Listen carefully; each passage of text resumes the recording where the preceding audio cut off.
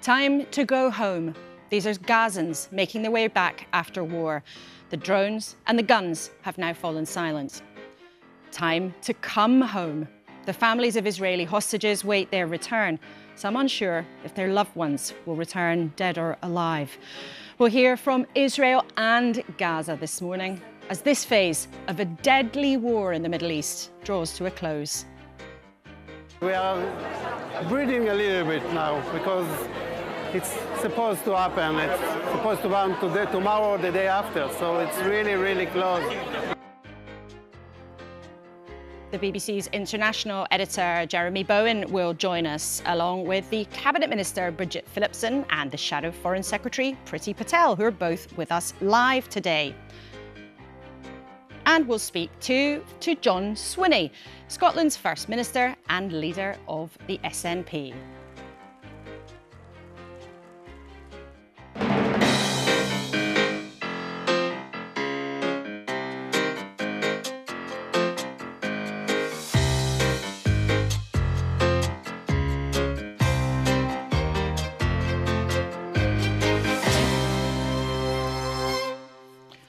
Morning, morning. My team at the desk for the next hour, the leader of Plaid Cymru, Rhun Iorwerth, former Conservative Cabinet Minister, now Reform UK member Nadine Dorries, and the former UN diplomat and Labour Cabinet Minister Baroness Amos. A warm welcome to you all on a very, very big day. Let's start with what is making the news. And of course, it's dominated by events in the Middle East. The Observer front page says there's a burden of hope, showing a striking image of the destruction in Gaza. The Independent on Sunday has those extraordinary scenes from Hostages Square in Tel Aviv. But the Sunday Times leads with the White House weighing in on the saga of the collapsed UK-China spy prosecution. We'll talk about that later on. And the Sunday Telegraph is getting into the warm-up for the budget, suggesting Rachel Reeves is going to raise taxes. And Jeffrey Epstein's emails are back. This time, one from Prince Andrew makes its way to the front of The Sun on Sunday and The Mail on Sunday. But let's show you exactly what's happening right now in the Middle East. This is Khan Yunis in Gaza. You can see there people in the streets walking through destruction. This is then what's happening in Tel Aviv in Israel, where in the last many months, families have gathered, hopeful and campaigning for their families' return. But today, of course, a mood of celebration after extraordinary events in the last 24 hours. Let's start with all of this. I mean, Baroness Amos, you're a former Overseas Development Secretary and a very senior diplomat at the United Nations. It looks like a very different kind of diplomacy under Donald Trump is what's made the difference here. Well, it's such a massive breakthrough moment, isn't it? And you can see the relief and the joy on the faces of the people in Gaza and in Israel. The killings are going to stop, the hostages are going to return home. But you don't get this kind of breakthrough moment without a huge amount of work happening behind the scenes. I mean, Oslo was over 30 years ago, and we thought that was a big breakthrough moment then. I think the difference now, President Trump is someone who really understands how to use power, and he has used his influence with Prime Minister Netanyahu. But without that continuous work behind the scenes by lots of individuals, organisations, the countries in the Middle East, the contacts that people have with each other, we would not have got to this moment. Nadine, what do you think of this? I think it's actually all happened very quickly.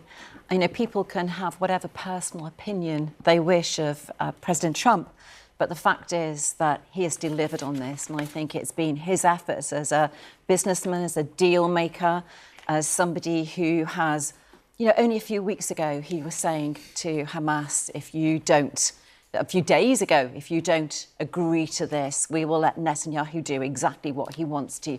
It took that strength, that will, that determination to make this happen. It is absolutely all down to President Trump. Rhun, do you think it is that form of strongman diplomacy rather than careful work of years that has got this to happen? Well, I think it's clear that the US administration has played a very key role in getting us to this point on this particular peace deal, if that is indeed what it turns out to be. But it's also obvious that there is a coming together of international pressure here. I think the Observer's got the headline quite right, though. You know, a burden of hope, because this is our hope. This has to work, but the burden, the need to make that turn into something lasting now is enormous on all of us. And this is always the moment, isn't it? You can announce something, but the implementation, what happens next, those parties being really dogged about what do we have to do to make this really, really stick. Yeah. And don't get me wrong, it's not that I'm in any way trying to underplay the role that the US and President Trump has played. The US is absolutely critical in all of this. But if those connectivities and connections don't exist underneath, you can't get to this point. We have to recognise both. And we'll talk about some of those challenges ahead in just a second with Jeremy Bowen, but let's remind you exactly what is happening right now. So the proscribed terror group Hamas are due to release the Israeli hostages within the next 24 hours. That has given something rare in the Middle East, hope. And you could see it last night, thousands of Israelis gathering in Hostages Square in Tel Aviv. Huge celebrations in anticipation of the remaining hostages coming home.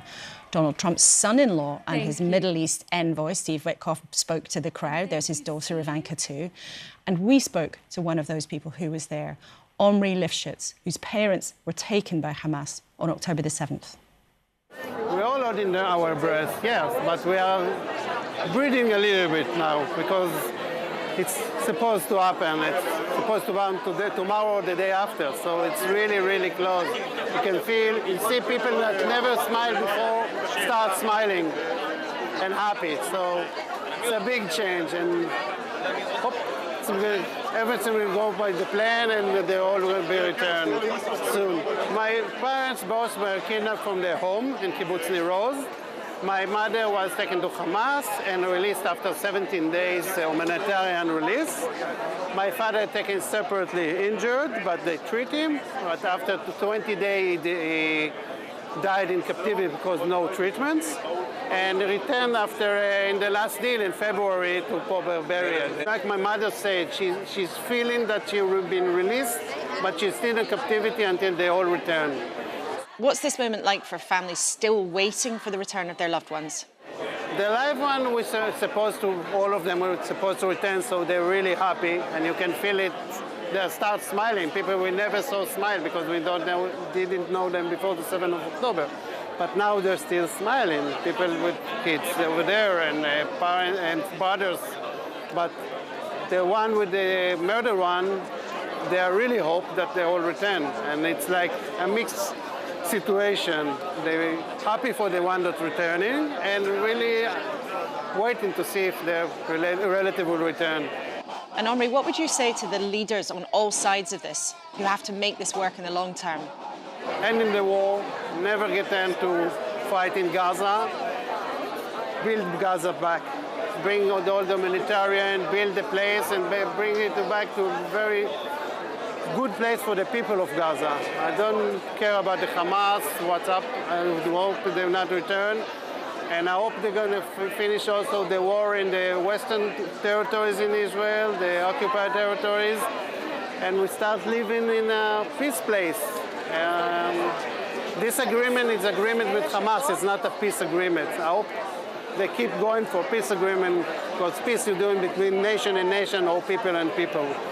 So that's what I hope, that we'll never fight again. A powerful plea for peace. Meanwhile, 500,000 Palestinians have been returning to their homes, but now many of them in rubble in northern Gaza, pummeled by Israeli bombardment for 2 years. The United Nations is back in charge of distributing aid, and more trucks have been entering the area this morning. But feeding the population after 2 years of war is a profound challenge, as May Elauda, who lives and works in southern Gaza with medical aid for Palestine, told me a bit earlier this morning.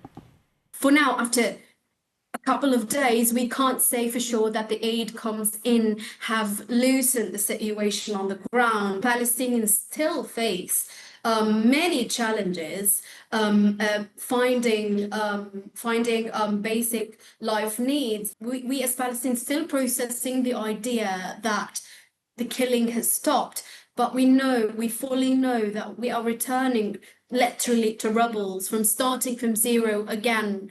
We are talking about hundreds of thousands of patients who have been, cut off from medication that they need. So it wouldn't change overnight. It wouldn't change overnight. But we as humanitarians, we really can't wait to have the aid coming into the Strip. And so finally, we would be able to support people on the ground. May, where you are in Deir el-Balah, have you seen any evidence of aid beginning to flow, beginning to arrive? To be honest, I can't really grasp that things has loosened in a way that would everybody would feel the difference. I still cannot find the difference. Do you recognise Gaza after these 2 years of war, the place you've lived your whole life? I believe we can no longer recognise ourselves as human beings, starting with the idea of going back to north. The Israeli army have been forcing us Palestinians to head south to the so-called humanitarian areas. While we know that heading to south never saved anybody's life and Palestinians would be attacked there, still we are trying to process that our feet can take us back to the north. And I know this might sound crazy, but it is what the Israeli army has engraved in our consciousness. And we know, we are happy about this, but we know full well that the road to the north is something like a man-made wasteland, is that we are returning to rubbles. We are returning to a place that we can no longer recognize. And it's heartbreaking. It's heartbreaking. Well, the ceasefire, the release of hostages and some Palestinian prisoners are just the first phase of President Trump's peace plan. There is a long list of challenges and difficulties ahead, and the future does not look certain. Jeremy Bowen, our international editor, is in Jerusalem, and just before we came on air, I asked him about what's happening now and what could come next. The next 24 hours are really important for both sides, but I think especially initially for the Israelis, because finally they're going to get the hostages back, and it isn't quite certain about the timings, but the consensus now appears to be Monday morning, but that isn't final. And then for the Palestinians who are being released, the 250 serving life sentences and 1,700 others who've been detained in Gaza since the war started.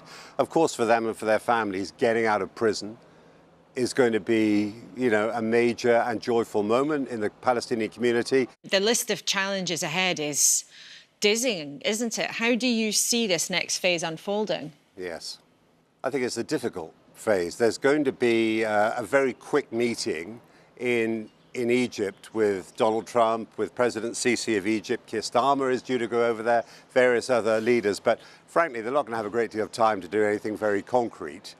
This first phase of the hostage release and the prisoner exchange afterwards, that's all settled, choreographed, ready to go. I think it's going to happen. The ceasefire seems at the moment pretty okay. I think not least because the Americans are pushing the Israelis very strongly not to break it. And however, in terms of governance of Gaza, security in Gaza, both for the Palestinians and for the Israelis over the border, for the future economy of the territory, and also the idea of having a multinational force in place. None of these things, the details, the hard detail, the really difficult stuff, has been agreed. The Trump 20-point plan simply essentially points to where they want it to go and what the objective is. How you get there has not been worked out, and that's where the real problems, I think, are going to start. And when there are problems in that process, that will impact on the stability, ultimately, I think, of the ceasefire. How fragile does this new peace feel to you? This is a day, today and tomorrow is a day, I think, for everybody to celebrate. And I think it is absolutely right to say that Donald Trump has scored a diplomatic triumph in making this happen so quickly. But underlying everything that's happening is this conflict between Israelis and Palestinians for control of the land between the River Jordan and the Mediterranean Sea. That started more than a century ago. It's complicated, it's multifaceted, it's multi-layered, and it's generational. And until the fundamentals of that are sorted out and settled in a way that both sides can accept, sadly, I'm absolutely certain the conflict will continue. Well, Keir Starmer will travel to Egypt, and there tomorrow world leaders will put their names to this hard-won agreement that's brought an end to the fighting for now. But as Jeremy was telling us, there is huge trepidation about whether or not this peace will hold. The Education Secretary, Bridget Phillipson, is with us this morning. Welcome to you. This is, as Jeremy said, a moment for everyone to celebrate. But is it the government's view that this war is really over? Well, this, of course, is a massive step forward and very welcome. To see the ceasefire, to see more humanitarian aid getting in. And we hope and pray that within hours, the release of the remaining hostages back to their families in Israel. But this can only be the start of a process. We know that we need to see a viable Palestinian state alongside a safe and secure Israel.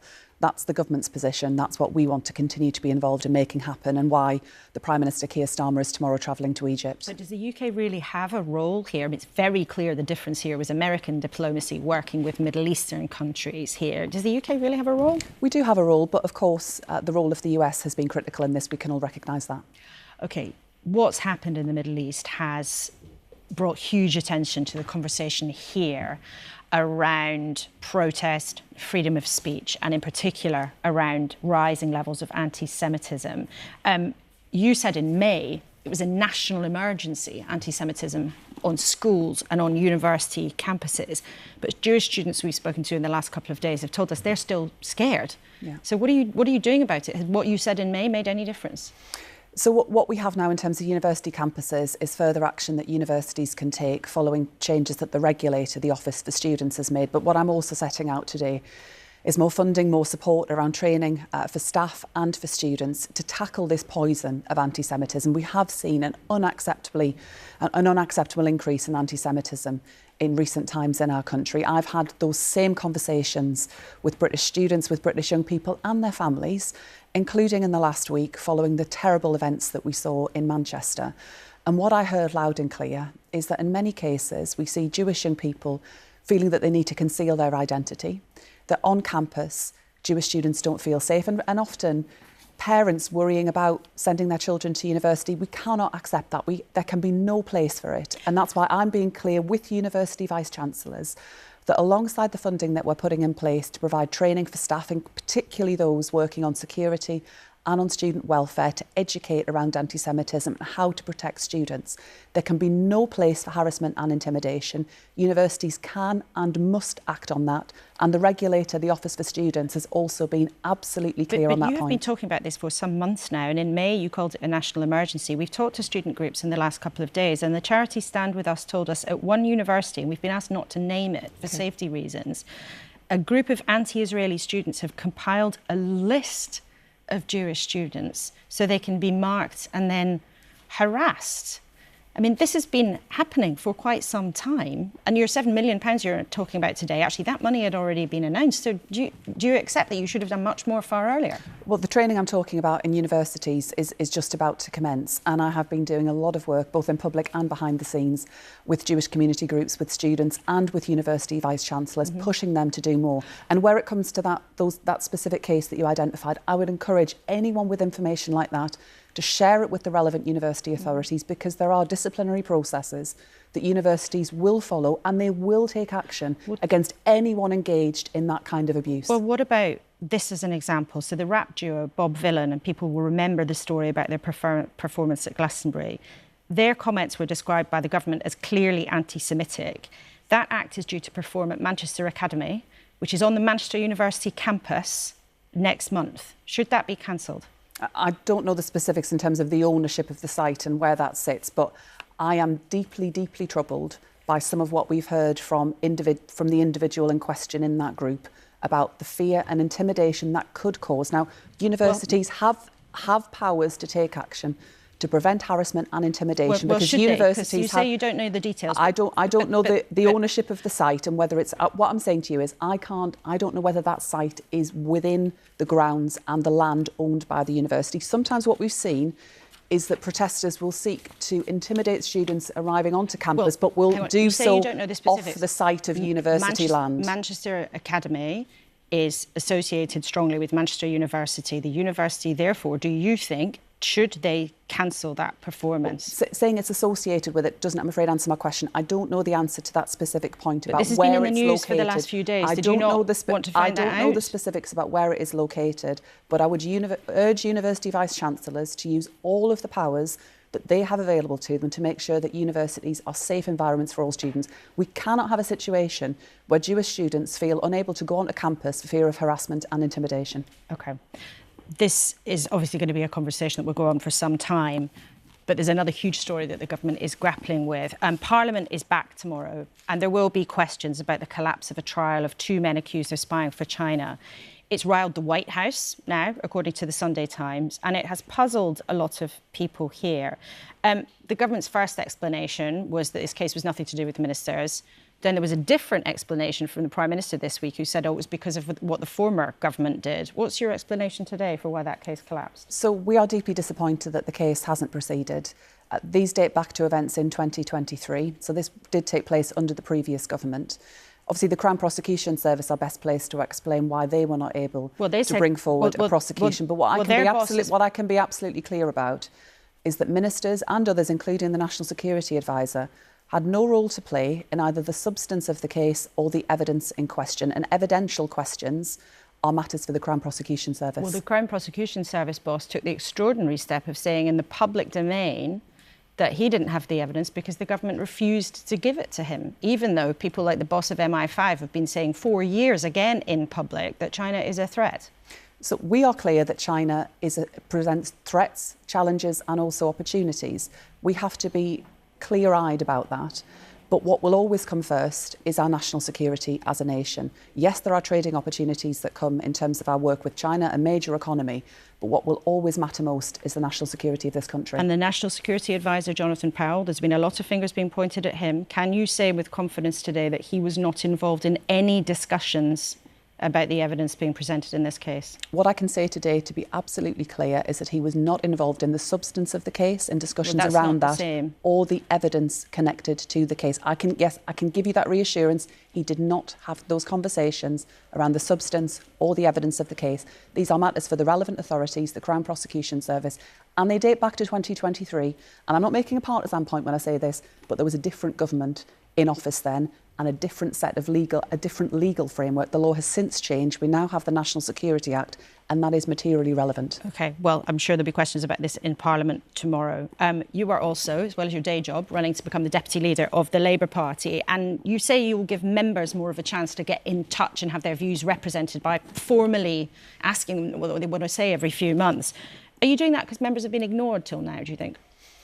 I mean, I've been travelling the length and breadth of the country speaking to members, and I'll be doing so later on this afternoon. Yes, members do want to be more involved in our parties. No, I don't think they've been ignored, but I think they quite rightly want to be more involved in the party's processes. That's why I'm setting out changes around how we listen to members, how we involve them in our policy discussions.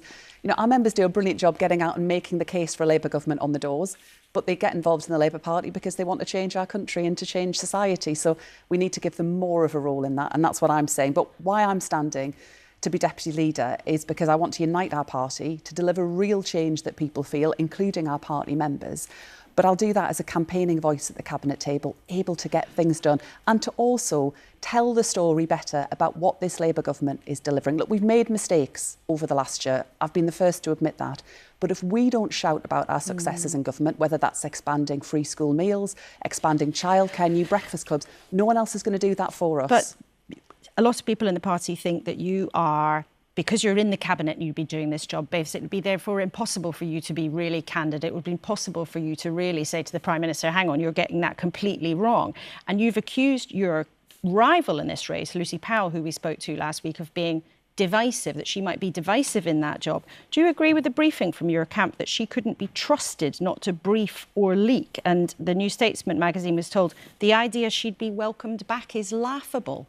Well, I don't know about that, and I don't know where that's come from. But what I can say is that what we've had in recent times was Angela Rayner in government as deputy leader. When we were last in government, when we were last in government, we had John Prescott also in government as deputy leader, and no one questioned whether they were effective in getting things done. Angela Rayner was an amazing deputy leader and running a big government department at the same time. There is a risk that comes of being outside of that, not just in the nature of the discussion and the risk that comes of having those conversations in public and what it could gift our opponents. But alongside that, it's just about getting things done. I think members can judge me on my record of what I've achieved over the last year. And much of that wasn't easy. And I fought tooth and nail to do it. And I will always make my views known. I will always make my case. And anyone who's been in any meetings with me in the past will know that I am not backwards in coming forward. And if the government didn't lift the limit on bigger families getting benefits, which you want them to do, would you resign from government if you were the deputy leader? I am confident that we as a government will do the right thing by children growing up in poverty in our country. We've already started that process. There's more to do. I will make that happen. OK, Bridget Phillipson, thanks very much indeed for coming in and talking about a range of subjects this morning on this busy day. Now, as ever, we, of course, want to know what you think, so do get in touch. Email us kuenssberg@bbc.co.uk. Or if you're social media inclined, you can use the hashtag BBC Laura K. Right then, our trio at the desk listening intently. Baroness Amos, you're as a former cabinet minister but senior diplomat, when you hear the government talking about, well, look, this is what needs to happen next, the UK does have a role. What can the UK actually do in this situation? Well, I think there are several things. The UK obviously has a smaller role than the United States. I mean, the United States is absolutely central here, but we are a member of the UN Security Council, and what we can do through the UN, we have to make sure right now that humanitarian aid gets in immediately. I've been in touch with my former colleagues at the UN. They have a plan for 60 days of intense getting aid in, making sure healthcare hospitals are back up and running. Water and sanitation is a big issue, because if that is not sorted out, then it means that disease will spread. So our role at the United Nations is absolutely critical, but also the role that we play in relation to the international bodies that will oversee implementation is also going to be crucial. And Rhun, this conflict, if we just step back for a minute from the technicalities of what might happen next, it's had a huge impact on politics here as well, even though it's thousands of miles away. It certainly has, and perhaps this is not the day to be too partisan, but there's been deep disillusionment at the willingness of UK government to step up with its condemnation of the genocide that we've witnessed in Gaza, and the need to condemn the Israeli leadership for that. It certainly is having an impact, and I think it's crystallised many of the values that are important to us here. When my party was calling for a ceasefire, it was because these are values that have always been important to us as a party. And now, as we move forward to making this still fragile peace, hopefully something that lasts, the need for that international solidarity, to answer your question about the UK's role, is very, very important. Countries large and small showing this has to work now. This can't be a pause. And Keir Starmer certainly had a lot of pressure from the Labour Party for not taking a position many people on the left wanted him to do at the beginning. And we should also, Nadine, remind people the court that rules on genocide has not yet come to that legal conclusion. But Nadine, what effect do you think it's had on our politics? I think it's highlighted the fact that Valerie quoted the years and of diplomacy and the discussions that have taken place behind the scenes. I think what it's done is highlighted the fact that none of that worked. It actually took the election of Donald Trump in the US to make something happen and to change something and doing politics in a different way. And I think that's had what it's highlighted, and it's shone a light on Keir Starmer and Macron and others who are now running around like rabbits trying to be relevant, calling meetings, making it look as though they've been part of this process when they've actually had very little, if not zero, to do with what has taken place. To even hear Jeremy Bowen in your report say this is down to President Trump, do not mistake, that is a big moment. That is a big thing to happen. And I think it actually, if Jeremy Bowen is saying it, then I think it's indisputable, and it's shown how ineffective the way we've done diplomacy in the UK is. This happened this this attack by Hamas crossing the border into Israel, those brutal murders, those hostages being taken happened 2 years ago. Nothing happened until the election of President Trump. Valerie, did your form of diplomacy then just fail? I don't agree with Nadine, and it's not surprising that I don't agree with Nadine. I think that's probably true. Because there was a direct criticism, Valerie. Because I've spent years doing this, and I have seen that there are pivotal moments that happen. You know, a new leader comes into place, whatever. But without the work underneath, you cannot take advantage of that pivotal, what work were we doing underneath? Moment. What were we doing? Nothing happened until Trump was elected. Nadine, that is absolutely not true. I mean, you know, I know that there have been a lot of people involved in debates and discussions. Talking and getting nowhere. It's not just about talking and getting nowhere. There are elements of this peace process that were put to the parties years before now. It's about building... And they were rejected until Trump put the conditions in place and the peace plan. It was about and then it happened. Building a consensus. You don't get a Hamas to agree to what they have agreed to without there having been a whole succession of debates. Historians are going to argue about this for many years. Of debates and discussions. There's actually a point on that. Hamas well, there are lots of points. And there are lots of points. And Rhun's got points to make as well. Rhun's got points to make as well. I think more than anything, that the comments that we've heard from Nadine reflects her and her party's rather narrow view of the world. We have to move forward together here. I'm looking at the role that's been played by partners in the Middle East, by Egypt, by Qatar and others, and the role that they have played over months. That kind of narrow view doesn't particularly help us at this point. Now. OK, let's then talk about your party, Plaid Cymru, from the big stage to the UK stage and Wales's role within that. Now, you've been doing rather well of late. We can look at some recent polls, which put you just narrowly ahead of Nadine's party these days, Reform, miles ahead of Labour and the Tories and the Lib Dems and the Greens. Your party, though, sort of exists for Wales to become an independent country, but you're not really talking about that right now. Why? Well, we are, because that's the context in which I want people to discuss Wales's potential. That's what the debate on independence is. It's about whether we can do things better than now. I happen to believe that's the place we should be aiming for. But what I also believe very, very deeply in is that it's the people of Wales who will decide. And what I want to do and what I offer in terms of leadership is that encouragement to engage with those options on where we might go as a country in future. But we've got to deal with the issues that we face right now too, and that, I think, is a clear focus for us. But if you really believe in it and you think that's the solution to Wales's problems, then why say things like there's going to be no referendum in the next few years? Well, I'm a pragmatic politician, and it's not up to me and what I think. I won't impose independence on Wales. It'll be the people of Wales who decide. And when we see the journey that we've come on in recent years, the huge increase in people who say either yes, we're in, or perhaps more importantly, you know what, we're interested in this, tell us more. Well, let's have that conversation. But we've also got the health problems that we face, education standards dropping, stagnant economy, the need to deal with poverty in Wales. Those are the ideas that Plaid Cymru is putting on the table right now in the conditions that we currently have, and that's why I think people are turning to Plaid Cymru in ever greater numbers. And the context of this is that we're right across the UK boiling up to a huge set of elections in May. It's going to be a massive political moment. You've worked with the Labour Party to some degree or not before.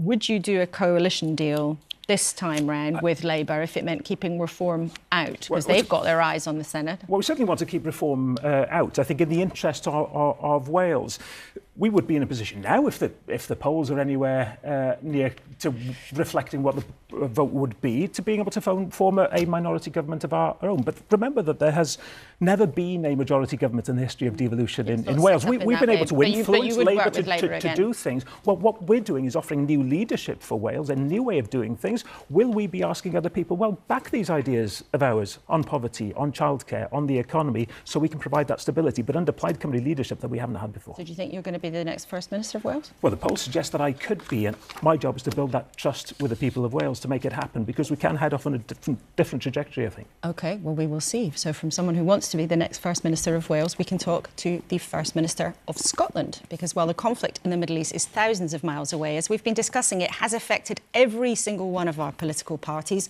not least the SNP, who've been gathering in Aberdeen for their conference in the last few days. The Palestinian ambassador to the UK is due due to speak there today. And John Swinney, the First Minister of Scotland, will be in the audience, and he's joining us from Aberdeen this morning. Good to have you with us, Mr. Swinney. You announced a series of measures as a government to put pressure on Israel at the beginning of September, including pausing public funding for defence companies selling arms to Israel. If the ceasefire holds, do your measures hold as well, or will you get rid of them? We've got to make sure that the progress that's been made on the situation in Gaza is sustained and deliverable, and that involves making sure that all of the commitments that have been made around about the ceasefire, the return of the hostages and the resumption of critical humanitarian aid to safeguard the population of Gaza is now able to flow. And for us, we'll obviously continue to engage constructively and actively in the situation and determine whether or not any of the stances that we've taken need to change in the light of the developing situation. But what we can't escape from the fact is that we consider there's been a genocide committed in Gaza, and that will be uppermost in our thinking as we take our future decisions. You have taken that position, but if you don't want to deal with arms companies, for example, does that mean then that you did not want the UK government to spend £10 billion with BAE building ships on the Clyde? Obviously, there's a number of different issues that come together here, Lauren. What I set out to the Scottish Parliament on the 3rd of September was a policy approach that recognised that we live in a much more volatile global situation than at any other moment in my life. So I recognise the importance of us being engaged in supporting defence companies and making sure that our security is guaranteed, that we work to preserve the national security of the United Kingdom, and Scotland being part of the United Kingdom at the present moment as part of the alliances, particularly around NATO, in which we are involved. So that commitment that we've given to work with defence companies is part of recognising that global insecurity that we face. But at the moment where we think there is a genocide being committed in Israel, it makes it impossible for us to be able to support any company that's involved in the arming of the genocide that's going on in Gaza just now. But First Minister, aren't you then trying to have it both ways? Because you don't want to turn down £10 billion for the UK government to build ships and provide jobs and employment on the Clyde, being built by a defence company, BAE. But then, on the other hand, if you think that a genocide has been committed, which has not been confirmed by the international courts, you say that actually you'd quite like to withhold funding. You're trying to have this both ways, aren't you? What I'm trying to apply is principle here, and the principle comes from the fact that under the ministerial code, I and my ministers have got to make sure that we're complying with international law. There's now sufficient evidence and information that supported many countries and international courts to indicate that there is the potential of a genocide being committed in Gaza. In those circumstances, I have to be mindful of our legal obligations to make sure that we're not supporting any company that's potentially involved in that, because that could compromise our compatibility of acting within international law. But that's a different issue to making sure the people of this country and the land of our country is safe, which is why we need to work collaboratively to protect the security of the United Kingdom, and my government will take the actions necessary to do so. Feelings have, of course, been running extremely high on all sides with the terrible events of the last couple of years, but also some of the terrible events that have taken place in this country. You attended a vigil after the attack on the synagogue in Manchester. But at that vigil, First Minister, you were heckled by some of the crowd because you also talked about a Palestinian state. Do you want to apologise to some of the people who were there who were upset by you talking about that when they were trying to think about the memories of those people who lost their lives? I completely understand the distress that is felt by the Jewish community in Scotland at this moment. There are families who were present at that event who lost loved ones in the heinous attacks by Hamas. And I was there as First Minister to demonstrate solidarity and empathy with the Jewish community and to assure them of their safety. But I think people would accuse me of being a hypocrite if I hadn't set out what is my view about how peace can be achieved in the Middle East. And I think peace can only be achieved in the Middle East if there is a two-state solution involving a sovereign Palestinian state. And I think the steps that have been taken by the overwhelming majority of countries in the world to recognise the Palestinian state, and it'll be my pleasure later today to welcome the Palestinian ambassador to the SNP conference in Aberdeen today, and I look forward to doing that as an indication of the steps we need to take to guarantee peace in the Middle East. So you don't regret raising that at the vigil. Let's just talk briefly about what's happening at your conference. Yesterday, your activists approved your independence strategy, which is to treat a majority, if you get one, it's the election in May, as a mandate to hold another referendum. Our viewers are a smart bunch. That's going to sound quite familiar to them, because that was exactly the same as the strategy in 2022 and exactly the same as the strategy in 2017. It's not very daring or radical, is it? Well, what it is a recognition that if we look at precedent on this issue, in 2011 the SNP won a majority in the Scottish Parliament and a referendum was achieved. But it didn't get you anywhere in 2017 or in 2022. And some of your activists are pretty fed up about that. They think you're making the same promise that you know isn't really going to work because you're not sure you've got the support for it. Well, see, in 2016 and 2021 in the Scottish Parliament elections, the SNP did not achieve a majority in the Scottish Parliament. There was a pro-independence majority, but what we learned over those two parliamentary terms is the obstructiveness of the UK government about enabling the people of Scotland to decide their own constitutional future. So what I'm relying upon is the precedent of 2011, where the SNP won a majority in the Scottish Parliament elections and a referendum on independence followed. And everyone knows that a referendum is the way in which you've got to settle this issue. That is the way in which people are asked a direct question and the outcome of that referendum is respected by all sides. That was the case in the referendum in 2014. So I'm simply saying to my party, and my party overwhelmingly endorsed my strategy yesterday, is that we've got to win a majority of SNP MSPs in the Scottish Parliament election next May, and that's what I'm working to achieve. Okay, First Minister John Swinney, thank you very much indeed for joining us. That's one of the first times on the programme that we've got stuck into thinking about the elections in May, and they are going to be absolutely massive. So it's good to start talking about the politics there. Let's, though, return to these huge events in the Middle East. Our focus for today, Priti Patel was Home Secretary in Boris Johnson's government, and she now shadows the Foreign Office for the Conservatives. Good morning. Thank you very much indeed for coming in. What do you think the UK government can actually be doing now to try to guard this fragile peace? I think we have to be honest at the fact that Britain has had no role whatsoever under Keir Starmer's government in even getting to this very seismic and momentous moment. I think it's extraordinary that Keir Starmer apparently is going to Egypt tomorrow when we've got plenty of domestic issues that he should be resolving. Isn't it right for him to be there? This is a major international I think it's moment. a photo opportunity for him, to be very candid. The fact of the matter is that we've had Donald Trump, President Trump, and so many leaders in the region, and including Israel, really coming together. And I think it's also important to reflect, this is the second time this year that Egypt has been convening. President Sisi in May this year through the Cairo process, they started this process around negotiations, thinking about the future of Gaza, and rightly so. Because this is a pivotal moment now, Laura, because we need to see hope, not the type of division and hatred that we've seen. And by the way, that's the type of division and hatred we've seen on the streets of London through some of these ugly protests that have been taking place too. So we need this to move forward in a constructive way. And the way that it could move forward is the Conservative position to back a two-state solution where Palestine would have its own state, Israel would have its own state, and they'd be able to live peacefully side by side.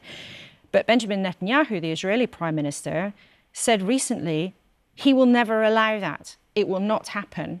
Do you condemn that position? Well, I think we've moved on from that position. I think let's be very clear. What was said in the past, these talks have demonstrated that they've moved on now. Well, hang on. He said this just a few days ago. He said, we are going to fulfill our promise. There will be no Palestinian state. This place belongs to us. Well, the reality is there will be. This is the start of a process. So Netanyahu's wrong. He'll have to account for his own words. I'm not going to account for what he's said. The fact of the matter is, look, you've asked me my party's position. We've always said that we'd want a two-state solution only through a proper peace process. That process is starting now. This is very, very fragile. This is only the first phase. Let's be very clear about this. I don't think anyone should get ahead of themselves. Tomorrow will be quite a harrowing day, I suspect, when we see hostages being released. I remember seeing the first pictures of hostages in January when they were released, and it was pretty traumatic, and their testimony thereafter was really bad. And then, of course, we'll see potentially the prisoners, the Palestinian prisoners being released as well. We've got a long way to go. Hamas needs to de-arm. There's no concept right now as to what putting down arms will look like. We are at the early stages of this. We have people returning to Gaza. You've shown the pictures yourself on the screens. That's very harrowing. There's no proper plan yet in terms of their housing, the basics, how they're going to be taken care of. And you asked what Britain's role should be. That was your first question to me. Britain should actually be using its leverage with our friends in the region. We have some great allies in the regions, starting with the Saudis, the Emiratis, the Qataris, the Egyptians. So there's a huge We've amount got of a work lot to do. of work to do, Yeah. and we must not be complacent at this stage.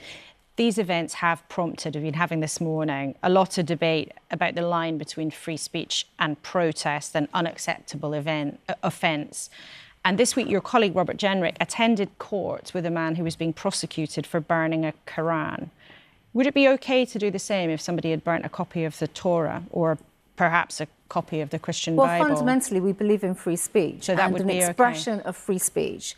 However, right now, let's be very clear. Look what happened on the streets of London yesterday. I mean, you know, look at the level of hatred that was demonstrated on the streets of London to Britain's Jewish community. But I think right now it is right that we have the freedom of expression. We stand by that. My party, even in government, stood by freedom of expression and the ability to protest. I was Home Secretary and we put forward... Indeed, so you know all about these areas, but your colleague Robert Jenrick, the Shadow Justice Secretary, so obviously with a keen interest in the law... Well, we all have an interest in the law. But the position he's taken is to back somebody who's being prosecuted for burning a holy book. Would it, right now, be OK? Does he deserve backing? Would somebody deserve backing if they burnt a copy of the Jewish Torah or even of the Bible? As far as I know, Laura, that's taking place through many of these protests that we see. You know, we see all sorts of terrible things said about the Jewish state, Jewish people openly spouting horrible anti-Semitic, racist views about the Jewish community. But just on this specific point, burning holy books look, I've made it quite clear already. In that case, obviously, that was an expression of free speech. No one was prosecuted for that. And that is the law as it stands right now. The real issue, I think, is actually not about those examples. The real problem we have in this country right now are these hate marches where people are being so racist to the Jewish community. That is unacceptable. That is consuming. Come to London. The Metropolitan Police is causing chaos around our communities and our streets, and I just don't think that's acceptable. And as for Keir Starmer, that's the one thing him and his government should be absolutely gripping, and they should be backing the police and giving the police the tools that they need to stop this terrible level of anti-Semitism on the streets of Britain. Just briefly, if you can, Bridget Phillipson said essentially the China spy case collapsed partly because of what your government did. That's utter nonsense, and that's a bold statement from her. I was Home Secretary for over 3 years, and we were absolutely crystal clear that China was a threat, an adversary, and I led a lot of our national security operations around China and all the details on that. I think the government has to account for the position that it's taken, and it's pretty obvious now that there was political interference when it came to the collapse of that trial. OK, I'm pretty sure also it'll be raised in Parliament tomorrow. Priti Patel, great to have you with us this morning. Thank you for coming in. Right, after all of that, it's time for something completely different. We don't always only talk shop on a Sunday morning, you might be pleased to know. A new big drama starts tonight on BBC One, and it comes from the pen of the creator of the smash hit Happy Valley that gripped so many of us for many years. This time, it's about a group of women in midlife grappling with difficult children, elderly relatives, stressful jobs and, well, life. But their relationships and their rebel music proved to be balm for the soul. Yesterday, the writer, Sally Wainwright, and one of the stars, Joanna Scanlon, stopped by to tell us about it. Women like us are invisible. I know this will probably sound crazy, but do you want to be in a rock band? Here we go. We sing songs about being middle-aged and menopausal. What's your bank of running? The old bags department? There would be lots of women who watch this and think, that's my story. There's a stressful job. There's an older child who maybe is a bit grumpy or you don't feel they necessarily appreciate you. You've got elderly parents. And your character, Beth, she's on the verge of doing something very drastic because she feels so low. Tell us about her. Yeah, she's a public servant. She's a teacher. Her husband's walked out on her. Her son, grown-up son, or just grown up, thinks he's grown up. I think is more the point. Don't they all? Yeah, he's moved on to a new life. You know, a lovely girlfriend, and likes her mum and dad more than she. And it's a very, it's a position I think a lot of women find themselves in. And this accumulation of giving has certainly welled up in the menopause and all the kind of changes that are happening hormonally into absolute blind rage. And that you can take that out on yourself just as well as taking it out on other people. And that's where Beth is, I think. And it pushes her, though, to the point of thinking about taking her own life, being suicidal. Yeah, yeah. She is in that place at the beginning of the story. And the only way out is, you know, it's a fork in the road. Her friend rings her up and says, do you want to join a rock band? And she's a competent pianist. She's been accompanying school, you know, plays or whatever. Or playing Waterloo by ABBA in her own living room in her dressing gown. I love that scene. Yeah, yes, she's just been, you know, noodling away. But suddenly she thinks, no, I'm not going to noodle away. I'm going to find it, my song. We're going to nail it. This is our time. We need to grasp it. Sally, Rolling Stone has said it reignites the feminist fury of the riot girl movement. Is it feminist fury, or is that a bit of a misreading of what this is really about? I think there is a lot of anger in some of the songs, and it does reflect sort of the female experience. All the songs come out of experiences that they've had. The first song that you write together is Just Like Your Mother, which is a line from an argument that Beth's had with her husband, who always resorts to saying, you're just like your mother, in order to win the argument. But I think we're frightened of women's rage. We're frightened. Yeah, and you're right. Because, as you said the other day, it's not feminine. And it's not feminine. So we're frightened of rage. So we're frightened of it, how it comes out in music. We're frightened of the menopause. Women are saturated by shame and a sense of inadequacy. You know, when I was young and I was looking at that point when, you know, my menstrual cycle was going to dry up, I thought that was deeply shameful and deeply frightening. I didn't want it. I was scared to death. And, OK, we've had wonderful Davina and Mariella who've gone out there and made it a little bit glamorous.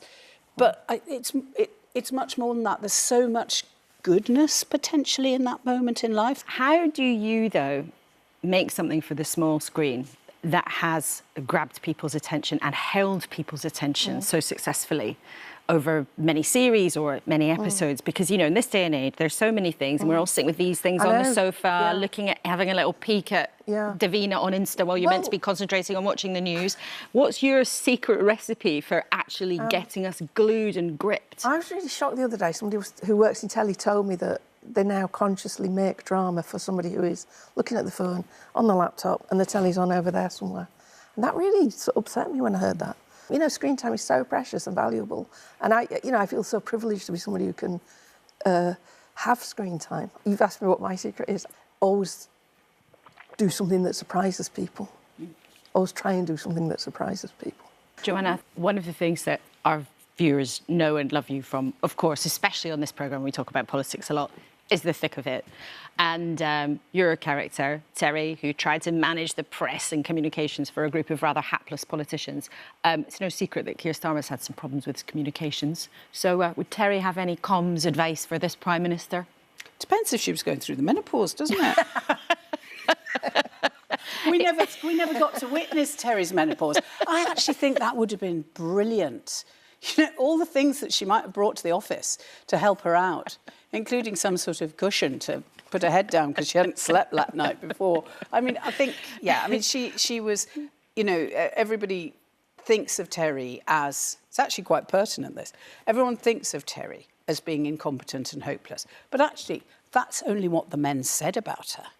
The truth is, if you really went through the whole series again, most of what Terry says is correct. She was the one holding it all together.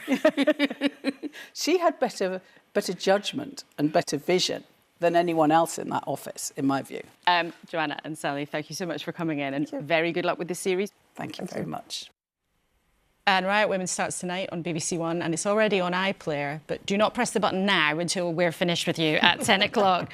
Let's then close with another awkward situation. I mean, just as every party's had awkward positions to contend with because of the Middle East, whether it was Labour and Keir Starmer and the ceasefire at the beginning, or whether or not the SNP approves of the deal the UK brokered with Norway for them to spend all that money on ships in the Clyde.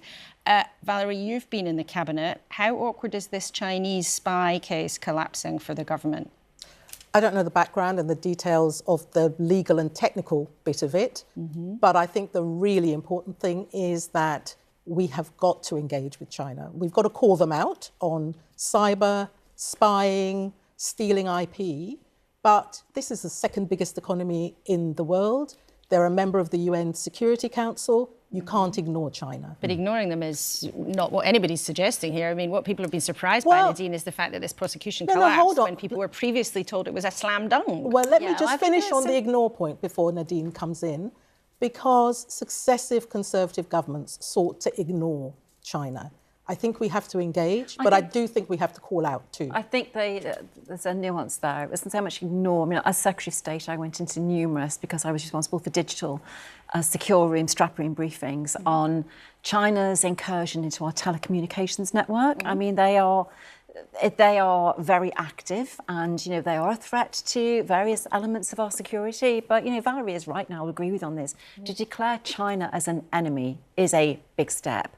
Not least when they're on the borders of Taiwan, and we don't know when and if they're going to invade Taiwan, and what that will mean to the supply of microchips and everything else to the UK. It's a very difficult diplomatic situation. And can I just say, though, that researchers across Westminster there's a fundamental problem here, and that's training that's given to researchers, because I'm aware that many researchers are approached and do go down the road of providing reports and information. Nadine Dorries talks about the sensitivities of diplomacy. And I think it's very important for people to see that their political leaders and potential political leaders have their eyes wide open when it comes to knowing who our partners, who our adversaries are. The former leader of Reform in Wales has just pleaded guilty to taking money from Russia. Bribes, from Russia. That's appalling, and it says so much about their stance. But do you think that the government here might be in trouble over this case? Because I suspect Parliament might get quite bumpy for them in the next few days on what's happened here. Well, I think it's bound to get bumpy in effect, but we have to get to the bottom of what that relationship is that we're trying to build. Surely, and because they haven't explained but it's absolutely right, is it not, that Parliament should have explanations? That's why we have the kind of democracy that we have. So do you That's why we have Parliament. That's why we have the government. So do you think that as a Labour politician, that a Labour minister should go to Parliament tomorrow and explain exactly what's happened here? I think it's absolutely right that parliamentarians expect an explanation from the government. That's the kind of country we live in. That's why I'm really proud Home Secretary should give a statement at the dispatch box as soon as Parliament sits at 2:30 tomorrow. All right, we will see. We're almost out of time. Just before we go, I want to show you what's happening in Israel and in Gaza right now. These are the live pictures of Khan Yunis, I think we can show you, in Gaza, where people's minds are turning to rebuilding, but they're returning to rubble and to devastation in places that they used to call their home. Here are then the shots, though, of Tel Aviv, a very different mood there. You can see the crowds beginning to gather in anticipation at some point in the next 24 hours, we don't know exactly when, of those remaining hostages finally being returned to their families. But there is huge responsibility on politicians from around the world as their thoughts pass to the urgent task of preserving the peace and working out how, in the long term, two peoples might be able to find a way of living side by side. Jeremy Bowen and our other colleagues across BBC News will bring you everything you need to know on today's events. You can follow us across all our many platforms. Catch me and Paddy O'Connell a bit later today on Sunday's newscast on BBC Sounds. Victoria will be here next week as I'm otherwise engaged, but I'll look forward to seeing you in a fortnight back here on Sunday the 26th. Same time, same place. Goodbye.